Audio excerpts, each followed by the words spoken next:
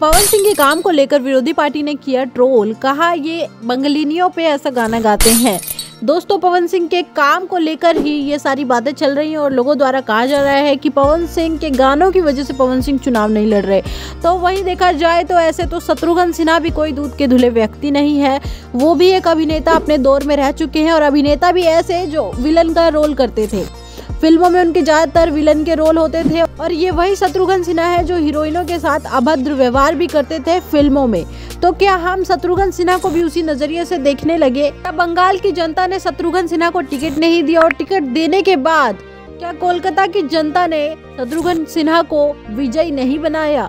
और इसमें मेरा ये कहना है कि भाई सिक्के के दो पहलू होते हैं। अगर पवन सिंह अभिनेता है तो शत्रुघ्न सिन्हा भी अभिनेता रह चुके हैं।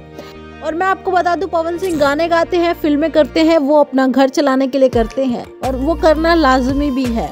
लेकिन पवन सिंह को अब लगता है कि वो देश की सेवा करे, पार्टी में आए, कार्य करे, इसलिए वो बीजेपी की पार्टी से ज्वाइन होना चाहते थे। इसमें इतना ट्रोलिंग करने की क्या जरूरत है? लेकिन विरोधी को कोई ना कोई मुद्दा तो चाहिए ना। विरोधी पार्टी अगर नहीं बोलेगी तो एक कैंडिडेट को कमजोर कैसे किया जाएगा? इसलिए पवन सिंह को कमजोर किया जा रहा है। लेकिन मैं ये बोलूंगी कि पवन सिंह के लिए ये कुछ भी नया नहीं है। पवन सिंह को इससे पहले भी ट्रोल किया गया है, चाहे वो जिस भी मुद्दे में हो।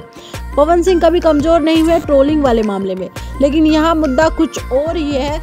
मुद्दा ये है कि पवन सिंह चुनाव वहाँ से लड़ना ही नहीं चाहते जहाँ से उन्हें टिकट दिया गया। पवन सिंह बिहार से लड़ना चाहते हैं और पवन सिंह बिहार से ही टिकट लेके मानेंगे। दोस्तों, मिलते हैं नेक्स्ट वीडियो में। अगले अपडेट के लिए आप हमारे चैनल से जुड़ जरूर जाना, क्योंकि छोटी वीडियो में ही बड़ा अपडेट दे देती हूँ मैं आपको। मिलते हैं नेक्स्ट वीडियो में।